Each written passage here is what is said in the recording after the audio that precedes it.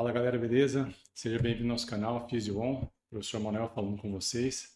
Para quem não conhece o nosso canal ainda, segue a gente nas redes sociais, tanto no Instagram, como no Facebook, como também no YouTube. Se inscreva lá, beleza?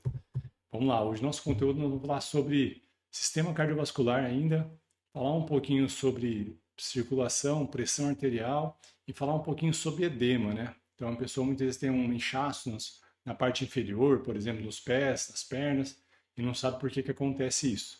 Então vou falar de uma forma mais sucinta, não tão aprofundada, mas que vocês vão conseguir entender por que que acontece o edema, beleza?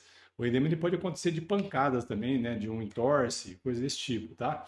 Mas quando a gente pensa em situações normais, a gente pensa no sistema circulatório não funcionando bem, tá ok? É isso que eu quero passar para vocês aqui.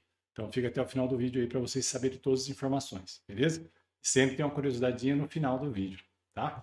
Vamos lá então? Então, falar um pouquinho sobre pressão arterial, microcirculação e mecanismos de controle de fluxo sanguíneo e falar um pouquinho principalmente do edema, tá? Lembrando que nas outras aulas nós já falamos de pressão arterial e de microcirculação, beleza? Então, hoje nós vamos aprofundar um pouquinho nesses termos aí e falar do edema também, tá?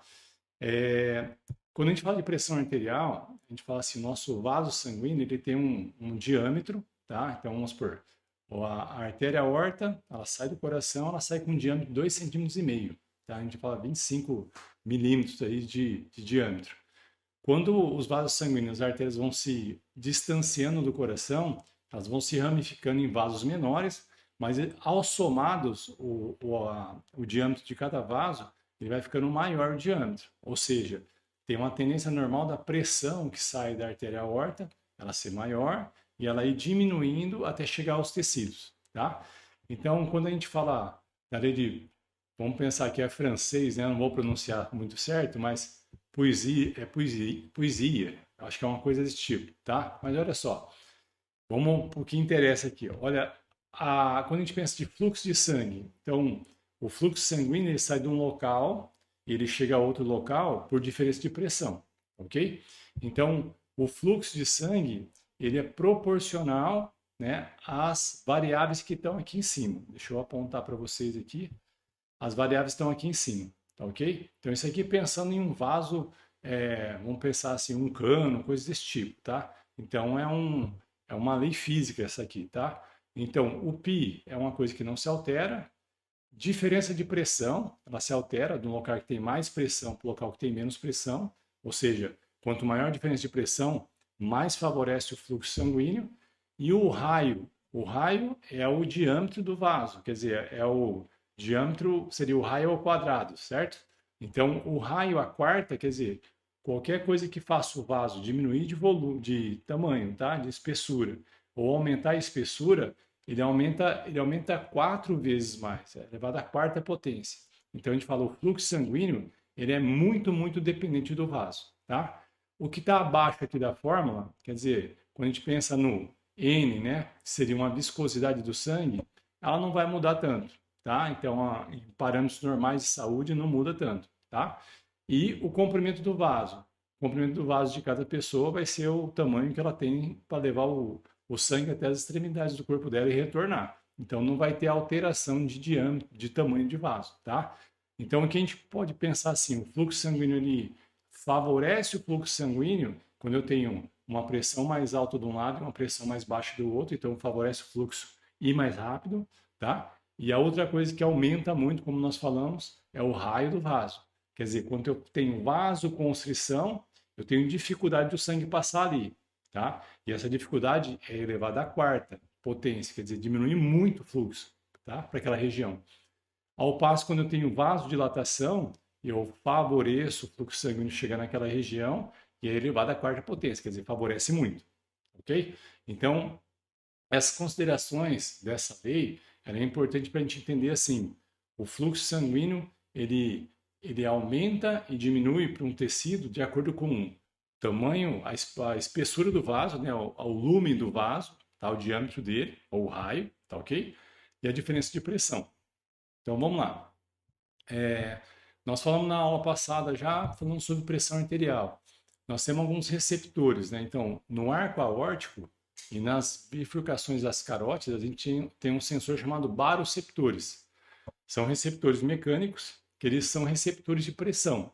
Ou seja, se o coração ele coloca mais sangue para fora mais rápido, aumenta a pressão arterial. Tá? Então, se eu tiver um débito cardíaco maior, por exemplo, tende a aumentar a pressão arterial. Se a pressão periférica, né, a pressão diastólica, muitas vezes, perdão, a pressão diastólica, ela estiver mais alta, muitas vezes a pressão sistólica tem que aumentar para vencer a resistência da pressão diastólica, tá? Então, esses receptores, eles mandam informação lá para o sistema nervoso central, que manda informação direta para o coração, ou para os vasos sanguíneos, ou até mesmo para os rins, né? Pensando numa ordem aí, para ajudar a controlar a pressão arterial. Então, vamos pensar assim, se aumentou o débito cardíaco, aumentou a pressão arterial. Ok, os baroreceptores vão mandar uma informação para o coração, bombear, contrair com menos força e bombear menos sangue por minuto. Então, diminuir a frequência cardíaca e diminuir a força de contração. Consequentemente, a pressão tende a controlar. Ah, a pressão não controlou. Lembra que a gente falou da lei lá em relação ao diâmetro do vaso?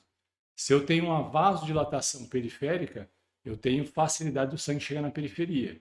Então, com isso aqui também, o sistema nervoso, o simpático, ele diminui a estimulação simpática no vaso, ele tem vasodilatação. Consequentemente, favorece o sangue chegar na periferia e a pressão, no caso arterial, ela diminui, tá? Então, se for pensar em um pensamento mais demorado, vamos dizer assim, de controle da pressão arterial, os rins também fazem o quê? Eliminar excesso de sódio, de água, por exemplo, para controlar a quantidade de sangue, né, que está circulando, para controlar a pressão arterial. Então, em hipertensos, por exemplo, tem hipertensos que usa diuréticos para controlar, né, através dos rins, eliminar mais água, desidratar um pouquinho ele para ele conseguir ter uma pressão controlada através de um diurético, por exemplo, ok? Então a gente tem essas informações, tá? Pensando em outro ponto, a pressão arterial, ela também, ela ajuda a ser controlada através de quimioreceptores, tá? Então a gente tem vários quimioreceptores. Então os quimioreceptores eles estão no corpo das carótidas aqui, ó, também, tá? E no arco aórtico. Ou seja, a qualidade que o sangue passa ali, ele passa com mais oxigênio, menos oxigênio, ou nas extremidades, vamos supor assim, tem diferenças bioquímicas do sangue que elas acabam sendo detectadas. E mandam, mesma coisa, mandam estimulação lá para o sistema nervoso, falando, opa, tá faltando oxigênio num determinado local. Vamos pensar que você está fazendo exercício físico. Está faltando oxigênio no músculo. A parte bioquímica daquela região vai fazer com que o vaso ele dilate um pouquinho mais para quê? Para levar mais sangue, mais oxigênio e remover os metabólitos que estão ali naquela região, tá? Então, os quimioreceptores, ele ajuda a controlar o que a gente chama de osmolaridade sanguínea, tá? Então, assim, a quantidade de sangue, de plasma que tem de água e de substâncias sólidas no sangue, ok? Então, se, vamos supor, que eu estava falando, se tiver algum excesso de alguma substância, ele tende a, no caso, controlar para essa osmolaridade ficar balanceada, tá? Lembra lá que a gente falou, se o sangue ficar mais viscoso, né? Por exemplo, ele fica mais dificultoso de fazer o percurso dele, de sair, no caso, de um local e chegar a outro local. Aí, com isso, tem que aumentar a pressão arterial, tá ok? Então, os quimioreceptores também são importantes no controle da pressão arterial, tá? Lembrando que a gente tem uma resposta, a gente fala de barorreflexa, quer dizer, o sistema nervoso não precisa nem ficar sabendo que a pressão arterial subiu, tá?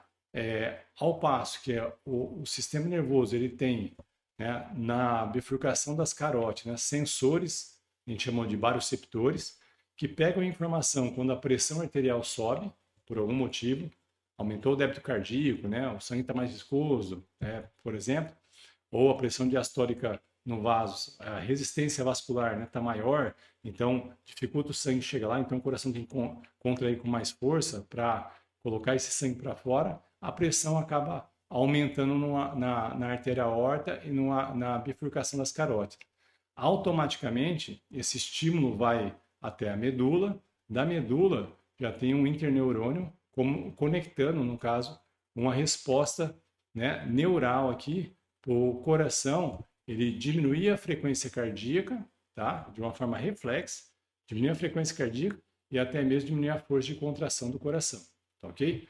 Então, com isso, ó, a gente tem também uma diminuição da parte simpática.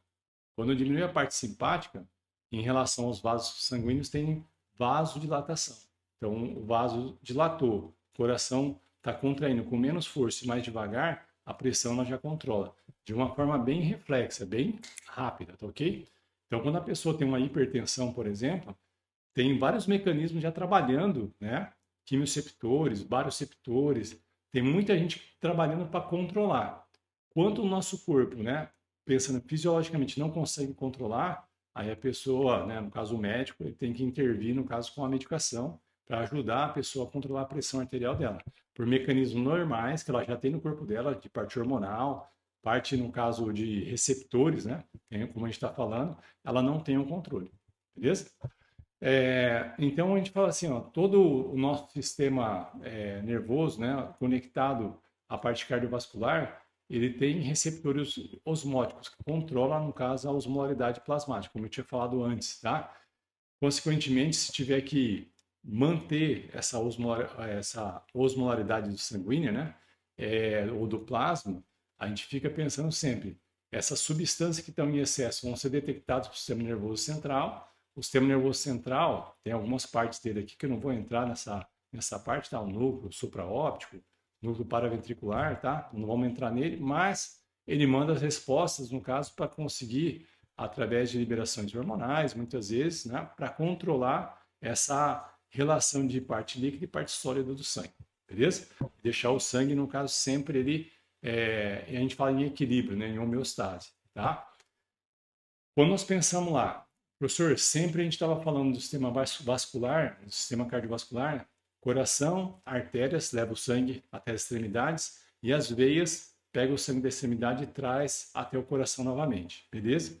Tem circulação que vai até o pulmão, circulação pulmonar, e a circulação sistêmica que sai do coração, do lado esquerdo, e é bombeado para o nosso corpo todo.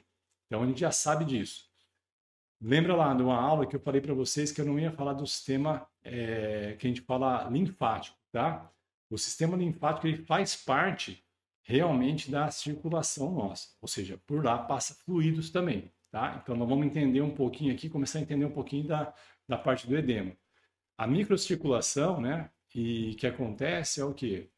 Quando a gente pensa na artéria de grande calibre, a artéria aorta, aí ela vai dividindo, vai chegar até em arteríolas, tá? Levando, né, o sangue até as extremidades. Quando eu chego num tecido, eu só tenho a camada íntima, nós já falamos em aula também, que só tem o quê? Os capilares, né? A camada íntima, o endotélio. Para controlar o fluxo nos capilares, nos tecidos, nós temos aqui, ó, alguns esfíncteres, a gente chama pré-capilar. Então, eles são músculos também que contraem e relaxam conforme a necessidade de sangue chegar ali, tá? Vai ter um retorno através das vênulas, né? Aí vênulas, veias de pequeno calibre, veias de maior calibre, veia cava superior e inferior para chegar no coração do lado direito, aquele sangue venoso, que já tem muito CO2, tem menos oxigênio nele ali, tá? Por quê? Os tecidos aqui, o capilar tem a função de fazer troca de fluidos entre capilar, líquido intersticial e célula, tá? E ele tem que ter um controle da osmolaridade, né, e das partes químicas dessas regiões, tá ok? E essa microcirculação acontece para fazer a troca de fluidos aí, né, de oxigênio, nutrientes, né, etc. Vamos pensar o seguinte: chegou bastante sangue no tecido, tá? Ele vai trocar por diferença, né? A gente fala por meio de difusão ali. Vai entrar um local mais concentrado para um local menos concentrado, ou muitas vezes, né? Tem alguns nutrientes que tem que trocar por energia, né? Tem que fazer uma troca por energia, tá? Aí tem vários tipos, a gente fala assim, de transportes através da membrana, beleza? É a aula básica aí de fisiologia humana isso aí, beleza? Agora vamos pensar o seguinte: eu estou pensando que está chegando sangue, né? Então a minha artéria, ela tem uma pressão lá de 12, né? E ela, conforme o sangue vai afastando do coração, a pressão arterial ela vai reduzindo. Lembra que eu falei, a somatória dos vasos sanguíneos, ela aumenta o diâmetro. E é importante essa pressão diminuir lá nos capilares, como a gente viu no slide anterior. Porque o sangue passa ali devagarzinho para acontecer as trocas de fluidos, né? E de substâncias químicas, tá? Uma parte, né, a gente fala assim, que vai estar chegando naquela região, o capilar vai entrar sangue arterializado aqui, ó, vai ter uma entrada por líquido intersticial e vai ter uma reabsorção. Então, vai sair algumas coisas, vai entrar outras coisas, tá? Na parte da vênula para voltar até o coração de novo.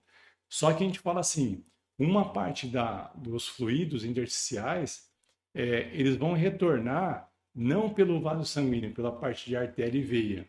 Ele retorna principalmente pela parte linfática, tá? Que é o sistema linfático que vai ajudar a esse fluido que está aqui na parte intersticial, ele sair da parte intersticial e ir para a linfa para ser drenado até ao coração novamente. Ele vai subir até a subclave aqui em cima e depois vai cair no coração novamente, tá? Então, tudo isso aí de entrada de fluido, saída, substância para um lado e para o outro, depende da pressão do sangue, depende da pressão osmótica, né? E o fluxo de água para dentro e para fora, tá ok? Um líquido pode permanecer no líquido intersticial, ou seja, se ficar muito líquido ali, na parte intersticial, pode acontecer um edema, por exemplo, tá? Então é um líquido que está represado ali, uma parte voltou pelo sangue, né? Outra parte voltou pela parte linfática. Quando a parte linfática não está trabalhando bem, ou muitas vezes a pessoa tem um desequilíbrio, né? Um aumento de pressão arterial, por exemplo, vasos sanguíneos, vamos por as veias, elas têm válvulas unidirecionais que ela acaba não se fechando. Então, quando ela está aberta, o sangue retorna por diferença de pressão. Então, pessoas que estão sedentárias, muito tempo em pé, ela pode ter esse acúmulo maior na parte intersticial de líquido. Esse líquido acaba não retornando, tá? Então, o que acontece? Ó? Se eu tenho um líquido intersticial, ele pode entrar nos canais linfáticos, nos dutos linfáticos aqui, e ele ser extraído.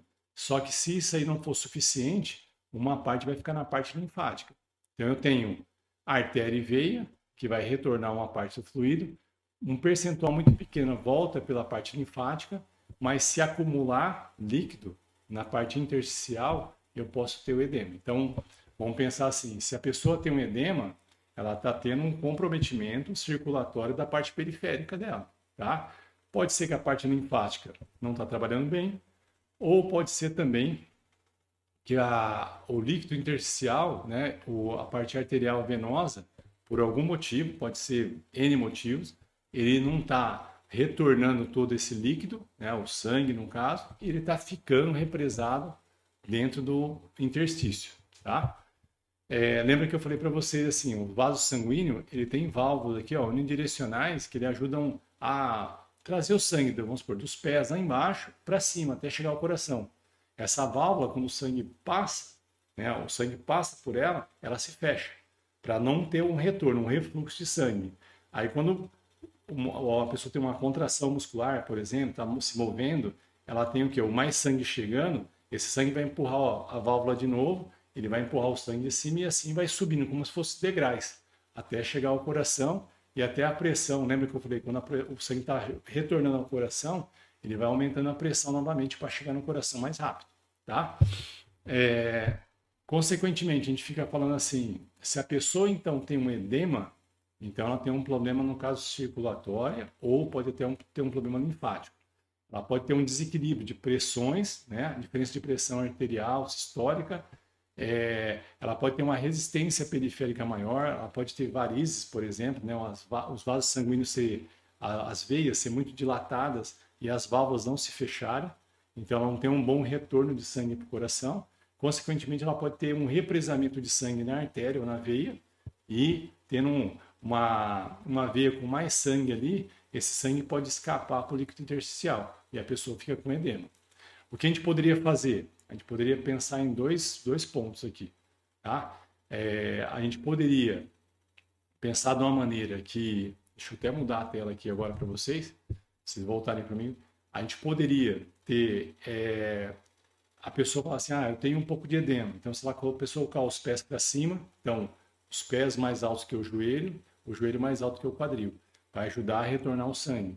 Se a pessoa fizer uma compressão, colocar uma meia, por exemplo, ela coloca uma meia, ela vai ajudar o retorno venoso também. Então, ela vai estar comprimindo.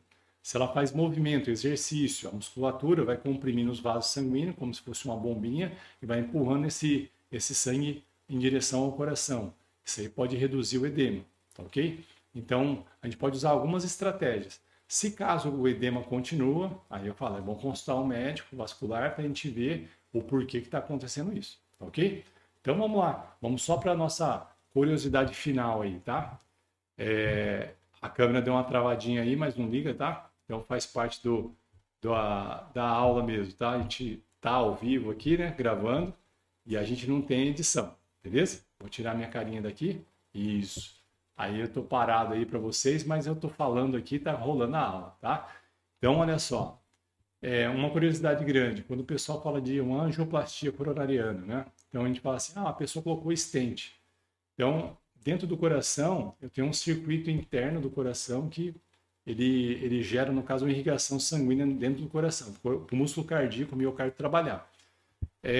Nas artérias, quando tem placas de ateroma, né, acoplada, gordura acoplada na parede da artéria, ela perde a elasticidade dela e ela perde também, que a gente fala, a, a gente chama de complacência, né? Ela não consegue se deslocar e a luz do vaso fica menor. Então a gente falou, qual que é a tendência ali? É dificultar a passagem de sangue naquela região. Quando tem um comprometimento grande, muitas vezes tem critérios para isso também. Aí o médico vai lá e ele vem com um procedimento através de uma cirurgia, vamos colocar assim, invasiva, né? Ele vem lá e vai colocar, no caso, ele entra, faz o acesso muitas vezes na perna, mesmo inferior, aí ele tem um acesso até o coração para levar o caso ao stent. É colocado, tá vendo aqui, ó? Ele vem com acesso do mecanismo, ele joga como se fosse um balão ali para abrir o vaso, depois ele vem e coloca, no caso, o stent, que é como se fosse uma molinha. Essa molinha que ela vai fazer, ó, ela vai aumentando aqui, ó, e ela empurra essa parede aqui, ó, que está obstruída, né, para ficar maior. Então, o fluxo sanguíneo vai voltar ao normal. Então, quando a pessoa faz lá uma angioplastia, né? Então, ela tem vou fazer um cateterismo. Ela faz o cateterismo, faz o procedimento, viu que está obstruído, é importante, está obstruindo bastante fluxo para o coração, pode gerar, no caso, uma isquemia no coração e, consequentemente, a pessoa vir a ter um infarto, por exemplo. Aí o médico vai lá, vai fazer essa cirurgia e coloca o stent na posiçãozinha. A tendência normal é cicatrizar um pouquinho naquela posição, então vai parar uns dias de fazer exercício e tal, de fazer esforço, tomar medicação para não ter rejeição e aí, vida que segue. O fluxo sanguíneo vai voltar ao normal ali, porque ele abriu o vaso. Então, a luz do vaso, né, lembra do diâmetro que a gente falou? Ele é muito importante para que a gente consiga manter, no caso, o fluxo sanguíneo adequado para a região. Então, a pessoa vai voltar a ter um vaso com uma luz maior, consequentemente não vai ter problema naquela região, beleza? Então, a aula de hoje seria isso aí, tá? Fica ligado nas nossas redes sociais aí, toda semana tem aula para vocês, tá? Forte abraço, fique com Deus aí.